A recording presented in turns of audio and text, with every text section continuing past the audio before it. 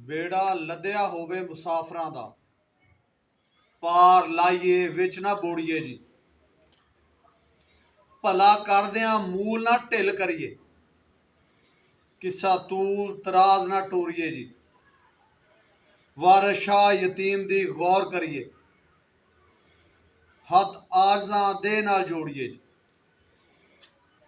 ਜਦੋਂ ਕਿਸੇ ਗੱਲ ਦਾ ਬੇੜਾ ਤੁਹਾਡੇ ਜ਼ਿੰਮੇ ਲੱਗ ਜਾਵੇ ਨਾ ਤਾਂ ਉਹਨੂੰ ਹਮੇਸ਼ਾ ਪਾਰ ਲੰਘਾਈਦਾ ਹੁੰਦਾ, ਵਿੱਚ ਨਹੀਂ ਬੋੜੀਦਾ ਹੁੰਦਾ। ਜ਼ਿੰਮੇਦਾਰੀਆਂ ਇਨਸਾਨ ਦੇ ਉੱਤੇ ਪੈ ਜਾਂਦੀਆਂ, ਅੱਲਾਹ ਤਾਲਾ ਦੀ ਜ਼ਾਤ ਪਾ ਦਿੰਦਾ, ਤਾਂ ਉਹਨਾਂ ਨੂੰ ਨੇਕ ਨੀਤੀ ਨਾਲ ਪੂਰੀਆਂ ਕਰਨ ਦੀ ਕੋਸ਼ਿਸ਼ ਕਰੀ ਜਾਂਦੀ ਆ, ਵਿੱਚ ਨਹੀਂ ਛੱਡੀ ਦੀਆਂ ਹੁੰਦੀਆਂ, ਕੰਡ ਕਰਕੇ ਨਹੀਂ ਭੱਜੀਦਾ ਹੁੰਦਾ।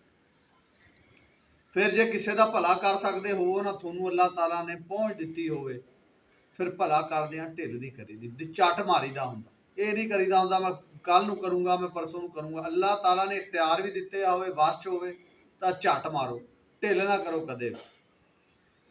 ਫਿਰ ਜਿਹੜਾ ਯਤੀਮ ਆ ਉਹਦੇ ਉੱਤੇ ਸ਼ਫਕਤ ਦਾ, ਮੁਹੱਬਤ ਦਾ ਹੱਥ ਰੱਖਣਾ ਚਾਹੀਦਾ ਹਮੇਸ਼ਾ ਹੀ। ਅੱਲਾਹ ਤਾਲਾ ਨੇ ਸਾਡੇ ਕੁਰਾਨ ਪਾਕ 'ਚ ਵੀ ਸਾਨੂੰ ਕਿਹਾ ਵੀ ਜਿਹੜਾ ਯਤੀਮ ਆ ਉਹਦੇ ਨਾਲ ਮੁਹੱਬਤ ਦਾ ਮਾਮਲਾ ਕਰੋ।